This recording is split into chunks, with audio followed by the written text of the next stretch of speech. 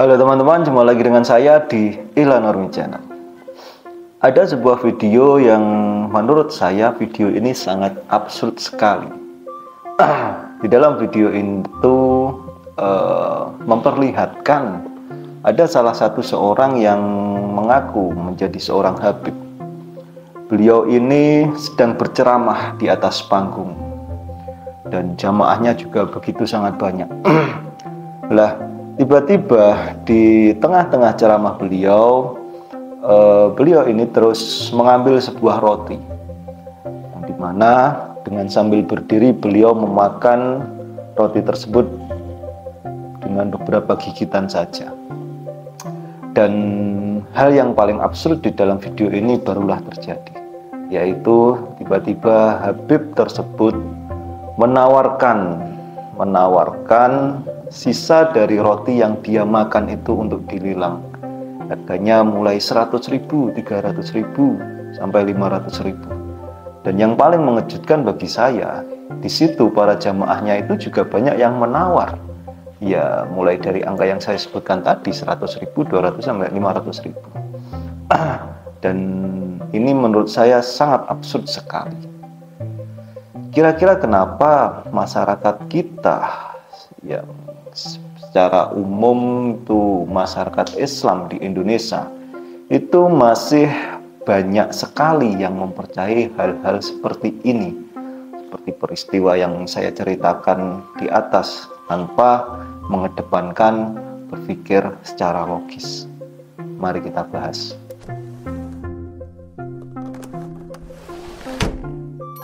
Fenomena seperti pelelangan roti bekas gigitan seorang habib seperti yang saya ceritakan di atas itu, kalau kita lihat memang sangat absurd sekali dan bahkan tidak bisa diterima dengan akal pikiran kita. Tapi memang faktanya seperti itu, masyarakat kita masih banyak yang melakukan hal-hal yang absurd dan tidak masuk akal seperti itu. Bahkan hal-hal seperti itu dianggap wajar dan dianggap suatu tempat mencari keberkahan. Ini yang paling konyol sekali. Tapi harus kita ketahui bahwasanya perihal yang dilakukan masyarakat kita menjadi seperti itu bukan ujuk-ujuk saja, bukan tiba-tiba seperti itu, tetapi ada beberapa hal yang bisa menyebabkan kenapa masyarakat kita sebagian besar, terutama umat Islam itu masih mengedepankan logika mistika, masih mengedepankan sesuatu yang tidak rasional. Ada beberapa hal yang bisa menyebabkan kenapa masyarakat kita di Indonesia itu menjadi seperti itu. Kalau kita lihat dari psikologi sosial, tidak dapat dipungkiri memang sebagian besar dari masyarakat kita itu masih menempatkan otoritas agama itu di atas kritik, sehingga hal ini mengakibatkan apa yang semua dikeluarkan dari otoritas agama itu, baik dari habib yang mempunyai gelar habib, kiai atau gus. Lah, apa yang dikeluarkan oleh beliau-beliau ini, baik ucapan, tindakan maupun bekas roti, bekas makannya, bahkan bekas tempat dia berjalan pun itu dianggap suci. Dan kalau kita perpanjang dalam kasus psikologi sosial ini, tentunya ini akan jatuh ke kultus individu, yang dimana orang atau sebagian masyarakat kita ketika mengkultuskan seseorang, nah apapun yang dikerjakan seseorang tersebut yang dikultuskan, yang di sini konteksnya itu habaib atau otoritas agama, itu akan terasa suci semua, yang disentuhnya akan terasa suci semua. Entah itu air bekas kobokannya, entah itu tempat duduknya, itu dianggap suci semua dan dianggap mengandung keberkahan. Nah, ini dampak yang sangat berbahaya sekali ketika hal seperti ini terus dibudayakan di dalam masyarakat kita. Karena apa? Ya karena masyarakat kita akan terkungkung di dalam suatu tipu daya muslihat yang yang dibungkus dengan label agama.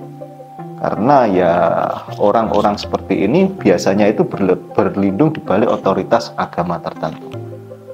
Sudah banyak contohnya ya, seperti di video yang sudah saya ceritakan di atas, bahwasanya ada seorang Habib yang sebetulnya ceramahnya itu biasa-biasa saja, tetapi di tengah ceramahnya itu tiba-tiba mengambil roti dan memakan dengan beberapa gigitan, lalu kemudian melelang gigitan bekas roti gigitannya tersebut, dilelang dengan harga yang fantastis.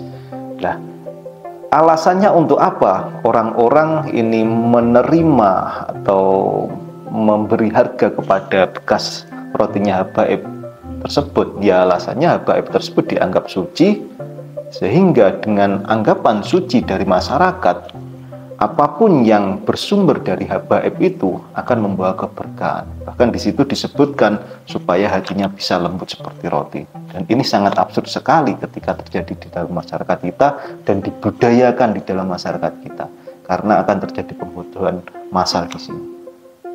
Dan perlu diketahui bahwasanya ketika hal-hal seperti ini terus diulang-ulang, terus terjadi menjadi sebuah budaya di dalam masyarakat kita, maka yang akan terjadi ya agama itu bisa dikomersilkan oleh siapapun yang mengaku dirinya suci, mengaku dirinya dari keturunan A, dirinya seorang kiai, seorang gus, bisa dikomersilkan dengan sangat mudah sekali. Karena apa ya? Karena pembuktian dari keberkahan, pembuktian dari kesucian itu tidak bisa dibuktikan secara logis dan secara empirik, dan itu hanya butuh meyakinkan masyarakat atau meyakinkan umat agar umat tersebut percaya kepada dirinya dengan embel-embel agama. Misalkan ya dibungkus dengan doa-doa tertentu, dibungkus dengan gelar-gelar yang ada di agama tertentu, misalnya habaib, kiai atau gus dan lainnya. Kalau kita lihat dari sudut pandang pendidikan, memang sudah menjadi bukan rahasia lagi bahwasannya sistem pendidikan kita Indonesia itu menghasilkan output yang minim literasi logika dan menghasilkan output yang rendah literasi. Hal ini disebabkan karena sistem pendidikan kita itu masih mengedepankan tentang hafalan daripada pemahaman. Dan hasil dari adanya sistem pendidikan kita ini yang mengedepankan hafalan daripada pemahaman, yaitu membuat masyarakat kita itu enggan untuk bertanya, enggan untuk mengkritisi terhadap sesuatu yang tidak masuk akal. Ya, seperti yang saya contohkan di dalam video yang saya ceritakan tadi, bahwasanya ketika ada seorang habaib yang menawarkan roti bekas gigitannya, lah itu kalau dinalar secara logika itu kan sesuatu yang tidak logis sekali. Bagaimana bisa ada kaitannya antara bekas gigitan Habib dengan kelembutan hati? Itu tidak ada kaitannya sama sekali. Tetapi masyarakat kita itu lebih cenderung menerima apapun yang yang dikeluarkan dari otoritas, terutama otoritas agama. Lah, hasil dari sistem pendidikan kita yang hanya mengedepankan hafalan daripada pemahaman itu yang menyebabkan masyarakat kita ketika menemui sesuatu hal yang tidak masuk akal itu enggan untuk bertanya. Jadi ya menerima apa saja ketika ada pelelangan seperti itu. Ini kalau makan bekas gigitan saya dapat sebuah keberkahan, ya manut-manut saja seperti itu. Tetapi kalau kita ubah sistem pendidikan ini lebih ke dalam pemahaman, tentunya tidak akan seperti itu. Dan ini kalau sistem pendidikan kita ini tidak dirubah segera mungkin dan akan menghasilkan masyarakat yang apatis, yang tidak kritis, ya tentu akan bahaya sekali untuk kemajuan bangsa Indonesia saat ini. Selanjutnya, kalau kita lihat dari sudut pandang agama, kita ketahui bersama bahwasannya Islam itu adalah sebuah agama yang sangat menjunjung tinggi sekali penggunaan akal pikiran. Hal ini bisa kita lihat di dalam ceritanya waktu Nabi Adam pertama kali diturunkan. Kenapa Nabi Adam itu ditunjuk oleh Allah Subhanahu wa taala untuk menjadi khalifah di muka bumi ini? Ya, Nabi Adam karena dibekali akal pikiran oleh Allah Subhanahu wa taala. Ketika itu dikumpulkan makhluk-makhluk Allah dari manusia, jin, malaikat itu dikumpulkan, dan sama Allah Subhanahu wa taala itu disuruh menyebutkan nama-nama barang yang ada di dunia ini. Lah, yang hanya bisa menyebutkan nama-nama barang yang ada di dunia ini cuma Nabi Adam, karena dibekali akal pikiran. Maka dari itu di situ Nabi Adam diberikan amanah oleh Allah Subhanahu wa taala untuk menjadi khalifah yang ada di dunia ini. Selain itu juga banyak ayat-ayat yang menyuruh kita, ayat-ayat di dalam kitab suci Al-Quran itu yang menyuruh kita untuk penggunaan akal pikiran kita. Afala ta'qilun, afala ta'tafakkarun. Itu sangat banyak sekali yang menyuruh kita untuk menggunakan akal pikiran kita. Sehingga dari sini kita dapat menyimpulkan bahwasanya agama Islam itu adalah agama yang sangat mendorong sekali penggunaan akal pikiran. Tetapi kita ketahui semua bahwasanya tokoh-tokoh penceramah-penceramah di dalam agama Islam itu malah sangat jarang sekali untuk mendorong umatnya untuk menggunakan akal pikiran ini. Kita bisa lihat ketika ada sebuah ceramah misalkan, itu yang diceritakan itu hanya seputar mistis, hanya seputar karomah dan seterusnya dan seterusnya. Bahkan ada yang pernah bercerita itu, saya itu bisa sampai seperti ini, bisa sampai menjadi seorang pendakwah seperti ini, itu hanya menjadi seorang sopir kiai. Nah, hal-hal yang seperti itu diceramahkan di depan umum, ya itu yang akan mematikan logika kita. Bagaimana mungkin seorang sopir yang pekerjaannya hanya seorang sopir sehingga dia menjadi seorang pendakwah yang hebat? Kan tidak masuk akal sekali.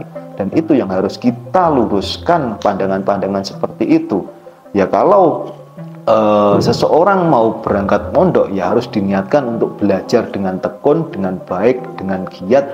Itu yang harus menjadi bekal utama seseorang yang mondok. Jangan hanya untuk mencari keberkahan saja.